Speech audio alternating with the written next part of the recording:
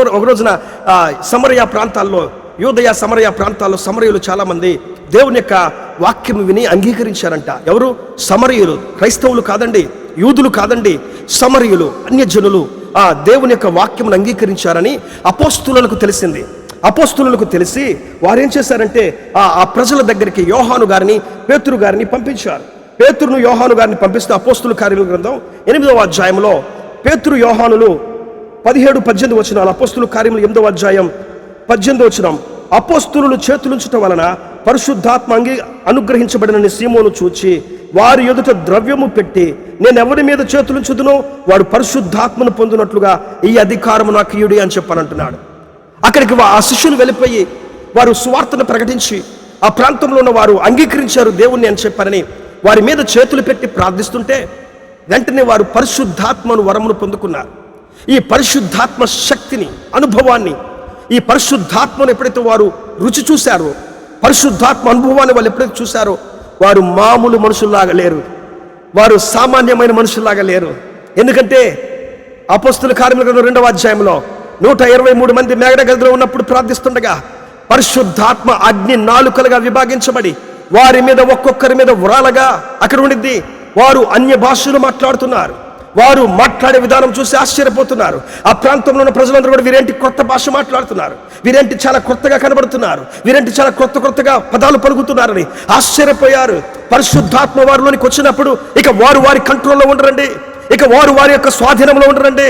కాబట్టి ఆ పేతురు, యోహాను వారి మీద చేతులుంచి ప్రార్థించగా వారు పరిశుద్ధాత్మ అనుభవాన్ని పొందుకున్నప్పుడు ఆ పరిశుద్ధాత్మ జరిగించిన కార్యాలను బట్టి ప్రజలందరూ కూడా ఆశ్చర్యపోయారు. వారిలో సీమోను బర్యోను అనేటువంటి వాడు ఒకడు ఉన్నాడు. వాడు చూసి డబ్బు మూటను తీసుకుని వచ్చి వారి పాదముల దగ్గర పెట్టి, ఈ డబ్బు తీసుకొని మీరు ఎలాగైతే చేతులుంచగానే పరిశుద్ధాత్మ వచ్చిందో నేను కూడా చేతులుంచగానే పరిశుద్ధాత్మ వచ్చులాగునా నాకు కూడా ఇటువంటి అధికారం నాకు దయచేయండి అని అడుగుతున్నాడు. డబ్బులు పెట్టి. పిల్లారా, డబ్బులు పెడితే వచ్చేటువంటిదా ఈ అధికారం? ఎక్కడికో ప్రయాణం చేసిపోతే వచ్చేదా ఈ అధికారం? నీ దశంభాగాలు, నీ కానుకలు ఎవరికో ఇస్తే వచ్చేదా ఈ అధికారం? వాళ్ళు పొందుకున్నారు కాబట్టి నేను కూడా అక్కడికి వెళ్ళి కూర్చుంటే, నేను కూడా వాళ్ళతో సహవాసం చేస్తే, జట్టు కడితే వస్తుంది నాకు కూడా ఈ అధికారం అని అనుకుంటున్నావా? లేదు లేదు లేదు ప్రియులారా, కేవలం నీ జీవితంలో యేసును అంగీకరించిన తర్వాత, యేసు వైపు నువ్వు తిరిగిన తరువాత, యేసు వైపు నువ్వు నడుస్తూ ప్రారంభిస్తున్నప్పుడు ఆయన సంపూర్ణ అధికారానికి నువ్వు లోబడి జీవించగలిగితే, నువ్వు ఎక్కడ ఉన్నా, నువ్వు ఏ సేవ చేస్తున్నా, నువ్వు ఏ ప్రాంతంలో ఉన్నా, ఆయన నీకు, నీ కుటుంబానికి తన అధికారమును అనుగ్రహించే దేవుడు. హల్లెలూయా! ఆయన అధికారమును అనుగ్రహించే దేవుడు. పరుగులు తీస్తుంటారు చాలామంది, అక్కడ ఉంది, ఇక్కడ ఉంది, అక్కడ ఉన్నాయి, ఇక్కడ ఉన్నవి, అక్కడికి వెళ్ళాలి, ఇక్కడికి వెళ్ళాలి. మీరు ఎక్కడికి వెళ్ళినా మీరేం పొందుకోలేరు, సున్నా అంతా కూడా. మీరు చేయాల్సింది ఒకే ఒక పని ఏంటంటే ఆయన సంపూర్ణ అధికారానికి లోబడి జీవించండి. ఆయన సంపూర్ణ అధికారానికి లోబడి జీవించి ఆయన వైపు తిరగండి, ఆయనకు మొరపెట్టండి.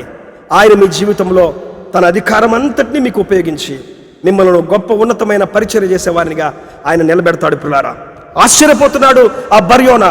ఆశ్చర్యపోయి ఆయన అడుగుతున్నాడు, అయ్యా నేను కూడా చేతులుంచగానే ఈ వరం పొందుకోవాలి, అనేక మంది మార్చబడాలి, అనేక మంది స్వస్థపరచబడాలి, అనేక మంది పరిశుద్ధాత్మ అనుభవంలోనికి రావాలి, ఆత్మను పొందుకొని గంతులు వేయాలి, నేను కూడా వారి మీద చేతులు పెట్టగానే ఈ కార్యము ఎంతగా నేను పొందుకోవాలంటే ఈ డబ్బు ఎంత కావాలో తీసుకోండి, నాకు దయచేయండి ఆ వరాన్ని అని అంటున్నాడు.